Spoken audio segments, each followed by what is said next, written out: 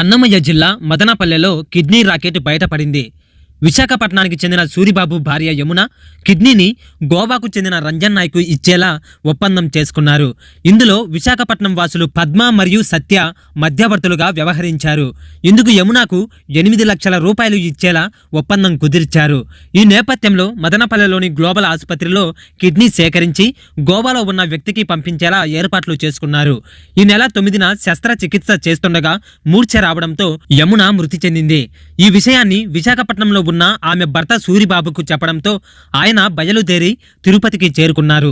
అయితే అప్పటికే మదనపల్లె నుంచి మృతదేహాన్ని అంబులెన్స్లో రహస్య ప్రాంతానికి తరలించి మాయం చేసే ప్రయత్నానికి పూనుకున్నారు. మరోవైపు మంగళవారం తిరుపతికి చేరుకున్న సూరిబాబును మధ్యవర్తులైన సత్య పద్మ కలిసి జరిగిన విషయాన్ని చెప్పారు. ఆయన తన భార్య మృతదేహాన్ని చూపించాలని పట్టుబట్టారు. దీంతో ముగ్గురి మధ్యన గొడవ జరిగింది. సూరిబాబు తిరుపతి నుంచే 112కు ఫిర్యాదు చేశారు. తిరుపతి తూర్పు పోలీసులు అక్కడకు వచ్చి ముగ్గురిని స్టేషన్కు తీసుకుని వెళ్లి విచారించారు.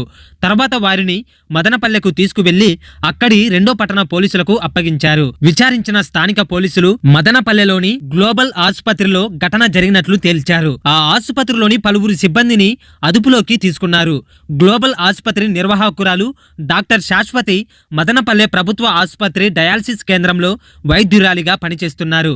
దీనితో ప్రభుత్వ ఆసుపత్రిలోని డయాలసిస్ కేంద్రం బాధ్యుడు బాలరంగడిని కూడా పోలీసులు అదుపులోకి తీసుకున్నారు. అయితే గ్లోబల్ ఆసుపత్రికి విశాఖకు చెందిన మధ్యవర్తులతో పరిచయం ఎలా ఏర్పడింది, ఎన్ని రోజులుగా ఈ దందా కొనసాగుతోంది అనే దానిపై పోలీసులు విచారణ జరుపుతున్నారు. గ్లోబల్ ఆసుపత్రి నిర్వాహకురాలు శాశ్వతి అన్నమయ్య జిల్లా ప్రభుత్వ ఆసుపత్రుల సమన్వయ అధికారి డాక్టర్ ఆంజనేయులు యొక్క కోడలు కావడం గమనార్హం. ఇందులో ఆయన ప్రమేయం పైన పోలీసులు ఆరా తీస్తున్నారు. 2వ పట్టణ సిఐ రాజారెడ్డి మాట్లాడుతూ కేసు పూర్తి స్థాయిలో విచారణ చేసి వివరాలు వెల్లడిస్తామన్నారు.